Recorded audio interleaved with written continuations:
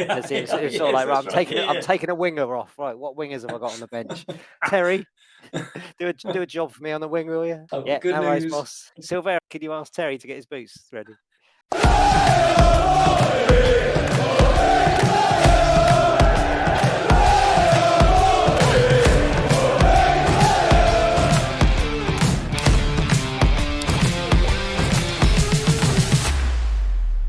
Here we go. Welcome to the Pompey podcast with Mike and Dan, and Happy New Year. Happy New Year, Dan. Happy New Year. Happy New Year. Did you have a good Christmas and New Year?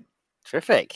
You? Fabulous. Yeah. Very good. Very good. And so we've got 3 games to discuss, haven't we? Watford, Bristol City, and Swansea, which happened earlier today. Brief summary, anyone who's not aware, we've taken 3 points. We generally have a bad Christmas period, don't we? For some reason, last year we had that was our only bad run of the whole whole season. Whereas we had an indifferent, shall we say, very, very poor to very, very good. Let's start with Watford, and we're only briefly talking about Watford, but I want to talk about one thing in particular. How on earth have they given a penalty for that? How on earth? Well, I've given my thoughts over the last week or so about that decision. I just think it's very strange, Mike. I just think I hate Championship officials anyway. I just think they're dog shit.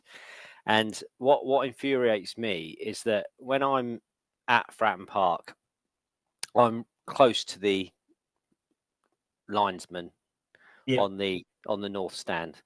Yeah. And they rarely give anything. It's almost like they're grassroots linesmen where the referee's gone to them. Just give throw-ins. All right, don't give anything else, please. I'll do that. I'll do on my action. Anything else, yeah. And they just don't give anything down there. They don't give any free kicks when you can see a Pompey player being pulled all over the place. They don't give anything. Yeah. And yet, Mr. Eagle Eye can spot a penalty that's in the box that isn't in the box at Watford. And what pisses me off is the fact the referee made his decision and then obviously got contacted by the lino, and he's gone over there. And if I was the referee, I'm pretty sure he would have said to him, "Are you 100% sure that was in the box? Because I've made a decision, so I'm going to have to overturn it. You're 100% sure." And that guy must have gone, yeah, definitely, yeah. What, you're 100% sure it was in the box? Yeah, definitely was. Well, it wasn't, was it? So who is this? My questions would be, okay, so let's look at the situation. Firstly, even if we disregard the fact that Colby Bishop was clearly fouled before they even broke away, clearly fouled. He was being fouled all game and nothing was given to him, and we know that's pretty much the case anyway. But I thought that was particularly an obvious foul on him to begin with. But anyway, let's regard it. As soon as he went past Potts, I thought Potts was going to bring him down. I knew Potts was going to bring him down because Potts isn't going to catch him, match him for pace. So you knew Potts was going to bring him down. Potts did exactly the right thing, and he did bring him down outside the area. And I thought, okay, fair play. And then they gave a goal kick because the referee pointed for a goal kick, and I thought, fair enough. Linesman pointed for a corner, and I was thinking, well, which is it going to be? If it's a corner, fair enough. At least we haven't got the free kick. That was what I was thinking. But then, as soon as he went over to the linesman, I thought, he's going to give a penalty. And I just knew he was going to give a penalty. And it's just, but how have they gone from goal? He's saying goal kick, he's saying corner. To like you say, I am absolutely 100%. He's fouled him, and not only that, I know for a fact he's done it in the area. You have to be 100% sure. No sense whatsoever. No, it doesn't. I mean, there are other factors to the incident, which I won't go into. But the alleged, Well, let's do go. I think we do go into it. This linesman that gave the penalty was the one who was allegedly racially abused at Fratton Park. Now, obviously, if that's the case, then which is an ongoing, and it's an ongoing case. So why is he officiating a Pompey game? I don't understand why if that is the case. Why is he still? Well, this is the thing. Even if, and I'm not saying for any second at all that he is biased, but even if you think in your mind, if you feel you've been wronged by a group of people or whatever, there's going to be, even if there's a subconscious bias. I'm sure no referee deliberately is biased towards a team or anything like that. But there's a subconscious bias, and if you've got that 50-50, you're probably going to err on consciously or subconsciously, Mm. against the team that have, or the group of people that Yeah. have so-called wronged during the past. So, Mm. I'm not saying the racial abuse, we don't condone that whatsoever, and hopefully the person will be punished accordingly. However, he shouldn't be officiating a Pompey game until that No, situation is concluded. Surely, I'm relatively confident there are other linesmen around that yeah, could have refereed that game. So 100%. I'm saying it's just it's a bizarre. very And strange decision. Yeah. the only other question I've got for you on that is because I think, if I'm honest with you, I think on the balance of play, Watford deserve to win. The stats say that Watford deserve to win. Very disappointed. I know you disagree on this. I think two very big saves. But go on, give us your opinion on Well, my opinion is that you drank too much Christmas Day. And I think I'm right here. it. You drank too much Christmas Day. You were grumpy on Boxing Day, and you watched the Pompey game, and we did all right. We went 1-0 up, and then we ended up losing the game 2-1. So I think you were already angry. But I thought we did all right that game. I thought we restricted Watford to few chances. Yes, they had lots of Yeah, possession, which we're going to get away from home. But you look at their players; they've got Georgie Kinkladze or whatever he's called, who's a really good player, but he had a good first half, and then we restricted him to he's yeah, the skillful chap that gets on the ball a lot. And then you look at their bench as well. The players that came on, they had the player that came yeah, on that scored the winner. They yeah, had Tom Ince on the bench that they were talking about bringing on, and when they've got that on their bench, players like that they don't even have to bring on, you just yeah, know that they're a stronger team than us. And I thought we did all right. I thought we were unlucky. I thought a draw, we would have been. I thought we deserved a draw at yeah. least. But Yeah, I would agree. And I thought our effort and everything. I think overall in the balance, if you look at their balance of play, I think Watford probably were slightly the better team, but I think I do agree that we deserved to draw. And I thought particularly first half we were very good. Second half it was pretty much we had the occasional breakaway, but not really. But then we also still had chances to win it then, didn't we? well, Enough yeah, to put the game to bed. So, I know we're on the clock here, but what did you think? Because Mousinho's talked about Lane should have had a penalty right at the end, which I'm not sure I agree with. I think he got. I think it's sort of a 50-50. Do you know what one I'm talking mm. about? And we got a corner out of it. It was right at the end when Oh yeah, Moxon yeah, yeah, yeah, had yeah, that. yeah, And yeah. the Had that thing half is, scuff shot. yeah, It would. but Lane didn't. Lane just sort of laid on the floor and then got up again. And I just think that's. And I've said that before, that we don't seem to scream at referees, and I know it's not a very nice Apart thing from to Lang, do, I but think Lang does that as well. Lang, but we should be saying to the referee, you've given them a dodgy penalty. You need to give us that penalty. That's You need to a even it definite out. foul. Yeah, You've got to get in his ear, but yeah, just yeah, Lane just laid on the ground and just got up, and I thought, you've been tackled from behind in the box, mm, a goal mm, scoring chance. Just wave your arms around or something. yeah, Just yeah. Kick just off. writhe on the floor or something. Just make it And that look was like. still at 1-1 at that stage, wasn't it? Well, yeah, and that was quite late in the game as well, wasn't it? Yep. So. Mm. And that would have deflated them if we score. We're likely to get 3 points rather than just 1 point. Well, sorry, rather than no points whatsoever, which is how it turned out. And we just didn't deal with that long ball forward, did we? It's the first time, Again. in the 95th minute, it's the first time we've probably not dealt with something. And Schmid kind of didn't, I don't know what he was doing. He kind of flapped it on the ground and he could have just brought it into his body. But it's, do you know what? I can kind of accept that to a degree because I feel the team did what they could and it was down to a bad refereeing decision and one bad defensive decision. Coming on to the Bristol City game,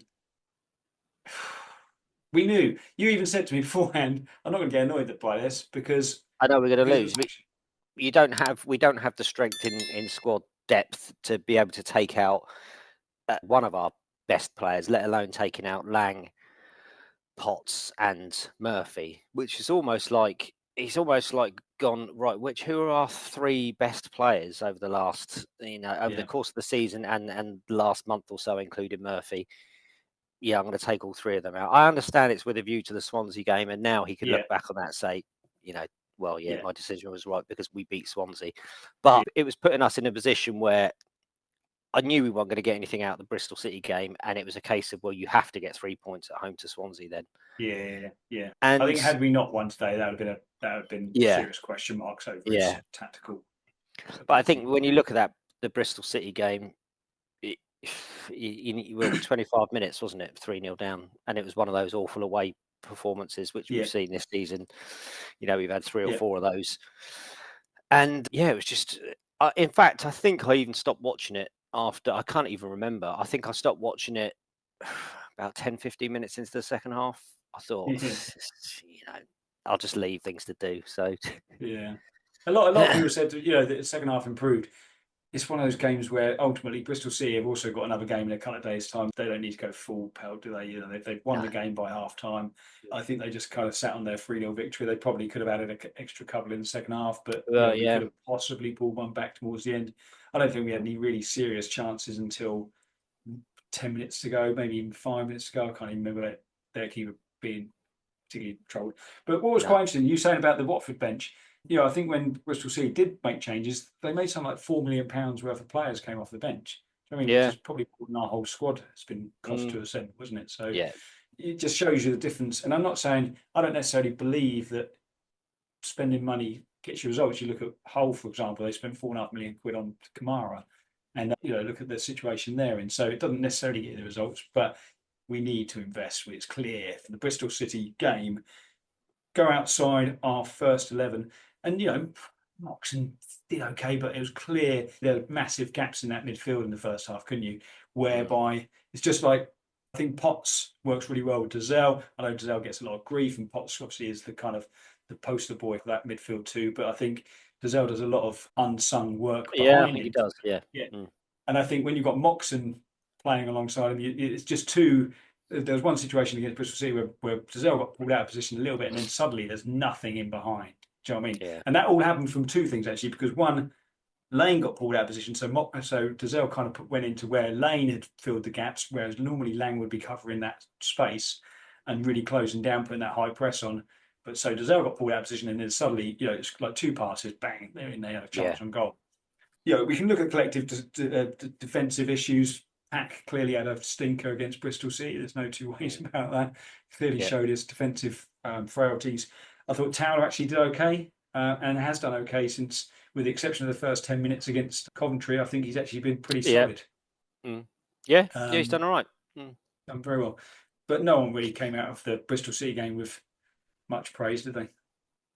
No, I don't think so. No. And I think even with our strongest 11, like games like the Swansea game today and Coventry, we know we can beat teams, but at the same time, we know that starting 11, even if it might be our best starting 11, with what we've got, can still get beaten quite easily. So it all just depends on the day at the minute, doesn't it? All depends on just how we start a game. And also where we are, because our home form is actually our last 6 games. If you look at the last 6 home games, we're second in the form table after Luton losing today. So that's pretty good. Only behind Leeds on home form, but away form we're third worst. Yeah, so it's just chalk and cheese, isn't it? Completely. The opposite. 4 wins and a draw, isn't it? The last 5 at home. 13 points from 15. Yeah, and 8 goals for fun. Yeah, that's the thing. Yeah, it's definitely making a difference that we've now got Bishop back. Yeah, and that was a good thing about. I keep talking about the Swansea game. We haven't moved on to it yet, but the Swansea game, Bishop and Lang both playing sort of up top. I know Lang was playing just in behind, but it was nice to see sort of almost two strikers for a lot of the game. Yeah, they make a huge difference, don't they? And like you say, resting all 3 against Bristol City was a big, bold move, I think. I would have kept at least one in, probably Potts, if I'm honest with you, just to make that midfield solid. But now that we have got the 4 goals and 3 points against Swansea, you could kind of justify how weak the squad is and show that the Islanders need to get their money in their pocket. I don't go with any of those conspiracy theories that I've seen comments today about before the game saying, well, the Islanders want us to go back down. Why? What they're clearly trying to do things on a low budget. There's no two ways about that. I don't think for a second they want us to go back down, do they? It makes no sense. No, of course not. Even if they are running it as a business, there's no sense to us going back down. It's mental. Okay, so Swansea game. Yep. How was it? Lovely conditions, wasn't it? Very good. Yeah, lovely conditions. Yeah. My biggest concern about the Swansea game was that when we were 2-0 up, and we could have been 4-0 up, I thought, by half time, and then obviously they had that one big chance towards the end of the half. My biggest concern was if it keeps raining like this, it could get called off. Because it was getting, there's a couple of areas that were getting really wet. It was getting caught up, and the ball was getting caught up sort of at the frat end in the corners a couple of times in the second half. We noticed it. But yeah, I thought when we went 2-0 up, we sort of switched off for the rest of the first half, and then Swansea came out and had a real go at us. And then we got the killer third goal, which was good. But yeah, I didn't think we had to be brilliant today. I thought we were good. We worked really hard, which is the main thing in the high press. Again, we got the third. That's where the third goal came from, wasn't it? Or was it the fourth goal? It was the fourth goal, wasn't it, at Bishop's, where Murphy just nicked the ball off the defender. Yeah, I thought we worked really, really hard. But again, I thought Swansea were very poor. And looking at their social media pages, the Swansea fans were really pissed off. I thought they knocked the ball around all right, Swansea. Yeah, I thought it was sort of a weird game where, although we were sort of 2-3-0 up, we'd taken all our chances, bar a couple, and they'd had a sort of a couple of half chances. It could have swung either way if they got a goal to make it 2-1 or whatever. But I thought after the third goal went in, it was comfortable, and that was quite nice. Again, very much like the Coventry game where we got 3 goals ahead. Relax. I thought it was very similar to the game at Swansea actually, whereby we started well, we took a 2-goal lead. We knew obviously that they were going to come back into it, and they did in this game. Had they had one of those chances whereby the free header at the back, our left back position, where he headed it straight at Schmidt, or the one that came off the bar, which was around 55, 60 minutes, I think. Had either of those gone in, I think could have been in trouble. But we rode our luck a little bit. It was a good mixture of our press and also their poor defending. They just couldn't deal with that press, could they? And if you think about the first goal from Murphy, that came from an intercepted. They tried to pass it out and intercepted. I think it was intercepted by Swanson. Played a little 1-2 with Lane. Great cross from Swanson, I thought, for Murphy. And I thought actually a really good finish, considering it came in conditions are horrendous. He took it first time. Lovely finish in the back, put it in the back of the net. The second goal, great finish from Lane, I thought, considering, but terrible. Oh, the defending was so bad. It was 2 of them on it. It was just sort of like they're going, just like, your ball, your ball, your ball. yeah. And then Lane just poked it, didn't he? And even then when he poked it, because like the guy, he was the one who initially headed out really weakly straight to Ogilvie. Ogilvie just headed it back in. They then let it bounce twice before it came to that defender, who then just didn't do anything with it. He just nodded it into the air slightly. No. But then that original defender, then as Lane swung it, just half-heartedly went for it. And it's like, Jesus wept. If that was our defence, I'd be fuming. Absolutely. Well, that's what I mean. Yeah. And then even with the fourth goal, they're 3-0 down, and they're still trying to play it out from the back. And you think, I don't know. I mean, I obviously I'm not their manager, but if I was a Swansea fan, I'd just be thinking, just get the ball forwards, for God's sake. Stop playing it around at the back. Yeah, and the fourth one, I did think for a second Bishop was going to hit it straight at the keeper, which he had big foot on it, didn't he? Good header as well, because Towler was being really, really quite grabbed by the defender. I can't remember who the defender was, but he, lovely little guided header into the bottom. It was very nice, and I was quite pleased for Towler. He deserved it. What was nice is he's obviously one of those lads as well. He's highly regarded because I think pretty much the whole team went over, didn't they? And they all seemed pretty genuine. You can tell he's popular, isn't he? Yeah. Popular boy. Yeah, I thought him and Pack were good. I thought him and Pack were very good. Pack, especially in the air today, was really good. Yes, he seemed to win loads of headers. And I thought again, Potts was brilliant again. I thought Potts, and Dazelle was good again. I thought both of them. Again, Dazelle doesn't get much of the plaudits because he's just doing the horrible work. But yeah, I thought him and Potts have done really well. What I like about Potts, and I've said this before, but he likes to leave one on people as well, doesn't he? Yeah. You know what I mean? Yeah. I think there was one that was probably quite near you, whereby it went unseen by all the officials in the second half, and he's just a little bit late, but it's just kind of one of those little naughty ones. Yeah. The player ended up in a heap. The referee played on, which he seems to do quite often in that game. But it wasn't, it's not kind of like yellow cards or anything. It's just a little bit. Yeah, and I think he was my man of the match today, Potts as well. Yeah, everything about I thought his positional, his passing was very, very good. That little ball in for Bishop in the first half, a little dink ball over, which could have made it. I think we were probably 2-0 at the time, maybe. That's a lovely weighted ball, isn't it? And if Bishop just gets a better connection on it, that's in the back of the net. But yeah, very good, very good. So 3 points from 3 games. It's not the worst, is it? But I think it's just shows the difference in good performance against Watford, come out of it with nothing. That's just unfortunate. Terrible performance against Bristol City. Another good performance today. 20 us against the day we lost to Bristol City, was it? When else seemed to win. It's been a good day from that perspective today, because obviously Plymouth got points. Hull lost at home. We're out at the bottom of 3. Still got games in hand. Cardiff drew and had a player sent off. So that's going to one of their better players, Robinson. So that's going to affect them in the next couple of games. I think it's straight red as well. So it's probably 3-game ban for him. I think we've just got to look at someone like QPR, where QPR were rock bottom, weren't they? And they're really struggling. Now they're 15th in the table, and they've had a that's little it. run. Yeah, and it was like after we beat Coventry, we were a couple of places out of the bottom three, weren't we? And with our 2 games in hand, and it was sort of like, oh, if we can win those 2 games, then we go up to 12th or whatever it is. But then, by the time we've played today against Swansea, we were back second from bottom. Could have been bottom if Plymouth had won. So yeah, it's all changed, isn't it? At the minute, it is all changed. It's fine to what we do second half of the season. Mourinho's talked about four players coming in. Andrew Cullen this week has said the majority of our business is going to happen towards the latter end. Now, ultimately, what he's doing there is managing expectations so that people don't think, come the 3rd or 4th of January, we've got a whole raft of signings coming in. I think it's going to be more of a case of managing who goes out before who comes in. The likes of Lowry, Stevenson, Silvera. I know apparently we can't send him back, but surely if it's clear we're not going to play him, you'd think Middlesbrough would want him back so they could send him out somewhere else where he's going to get game time. It's just not going to happen for him, is it? Let's be honest. He was pretty woeful against Bristol City. But I think it is managing expectations, isn't it? You don't want to come out and say, "Oh yeah, we'll have 5 signings by the end of the week." You don't want to say that because you've got to cover your back, haven't you? So if that's what it's going to take, if it's going to take towards the end of the January transfer window, then so be it. As long as we do get players in, we've got to get players in. You've got to get 2 centre backs. Another thing, somebody told me that somebody he knows speaks to Shaughnessy on a regular basis, and he's categorically told him that he's staying. Well, that's as good as the truth for me. But he's not going to say otherwise, is he? He's not going to say I'm going. But he did post on Instagram, saying about great 2024. So me Pompey. So, but again, like you say, he's not going to.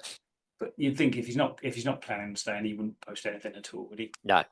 Well, he might just post what a 2024 brilliant. Yeah. Sort of thing. But I don't know. So anyway, so any idea who we're getting in, Mike, please? Oh, I haven't got a clue. They've talked about that Rangers left back for some reason. I don't know why. 19-year-old Rangers left back played a handful of games for Rangers this season, including one in the Europa League. What's the point?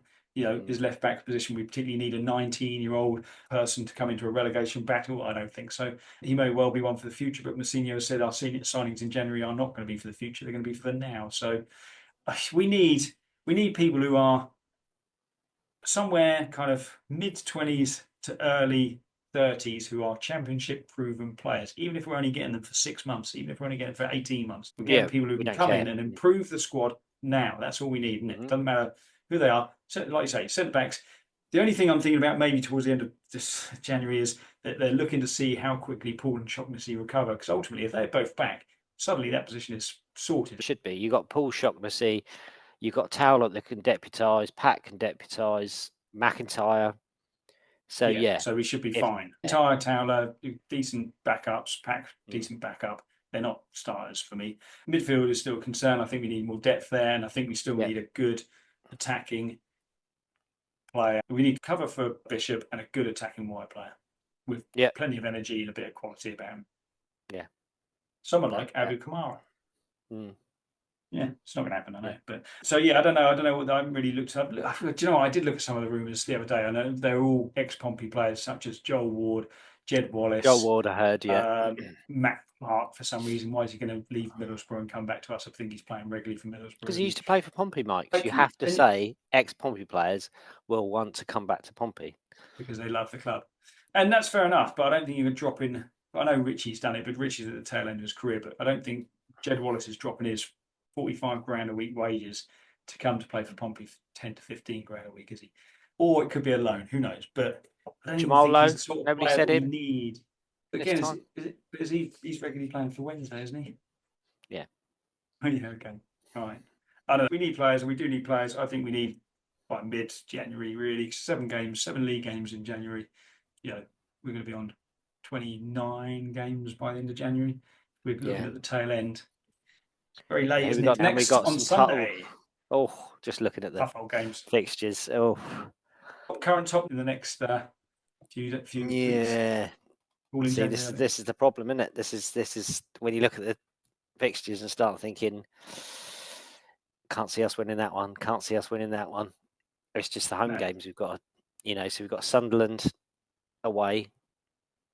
Then we've got Wycombe in the FA Cup. we're not too worried about. And then we've got Blackburn away. Yeah, so they're two really hard games. And then Middlesbrough at home and Stoke at home. So they're the two that you'd be looking at going, well, if we haven't got anything from Sunderland, Blackburn, Middlesbrough and Stoke. Middlesbrough are a good team, but we did get a draw up there, didn't we? Yeah. Stoke, I think we can get Stoke at home against them. We owe Stoke one. Yeah, definitely. I think they're going to be better under Robbins, aren't they? They've just got Mark Robbins to their manager, so I think he'll improve them, and he's got a few games to get them playing before he plays us. It's difficult. Final question, I guess, for me is: if you're the manager, bearing in mind the key this season is to stay in this division, do you care about the Wycombe FA Cup game, or is it a potential morale booster to go there and win? No, I don't think so. I think we had this situation last year, didn't we, when we went to Chesterfield? When we were top of League One, and they were top of the whatever it's called, conference. And then that's where Paul got injured, wasn't it? Yep. That game. Yeah. So I don't know. I think I'd like to. I'm not really bothered about it. It'd be nice to get a Premier League team in the next round, but rather stay in the Championship, wouldn't you? Yeah, go Sadie, Moxon. Yep. Yeah, I agree. Lowry and Stevenson probably could even play in that, couldn't they? Because it's not a league game, obviously, so they could potentially play. No, not in a million years. Silvera's just sat there, just staring, and go, "Oh right." We said that today about who was it he brought on? No, I can't remember who. Yeah, Sorensen. Who did he bring on? Oh, Sorensen. That's right. Yeah. Silvera's just sat there, just going, "Fuck it." Yeah. No, that's right. No, it was when Devlin came on for Murphy. Oh, yeah, it was sort of like, right, I'm taking a winger off. Right, what wingers have I got on the bench? Terry, do a job for me on the wing, will you? Good news, worries, boss. And bad news. Yeah, Silvera, could you ask Terry to get his boots ready? Yeah, cheers, John. Yeah, Joe, I didn't even think about it until you said that. Now I didn't even think about that, and because we were thinking, well, how are you going to reshuffle this? Is it going to maybe? But no, it's just like for like. Yeah. The only thing I'd say was a little bit strange about today is when we're 4-0 up, got kind of 12 minutes left to go. Why not bring off Bishop and Lang at that stage? Well, I thought he was good. That's exactly what I said. Stick Sadie and Sorensen on early, but he put them on with 2 minutes to go. He had 2 minutes of injury time to go. I thought they did really well and they worked really hard, but 10 minutes to go, the game's won. So, I thought he could have done his subs a bit earlier, but good. But it was 3 points, 4 goals, clean sheet. That's kind of like a perfect afternoon, really, isn't it? On a wet day down at Fratton Park, wet and very, very windy day down at Fratton Park. That's it from us at the Pompey Pod. Remember, if you'd like to get involved, why not put some comments? What did you think of the game today? What did you think of the games over the Christmas period? What were your thoughts on the team selection against Bristol City? What did you think about the refereeing performance at he was a unit. They were all units, weren't they? But what are your thoughts about the transfer window? Andrew Cullen's comments about that. So, what do we need? What do you think we need this window? What would you like? Who would be your dream player? But that's it for this week. We will be back with a review of the Sunderland game. We're not previewing it this time around, but we will then be back with a preview for the Wycombe FA Cup game after that. Happy New Year to you. Play Up Pompey. And goodbye. Bye.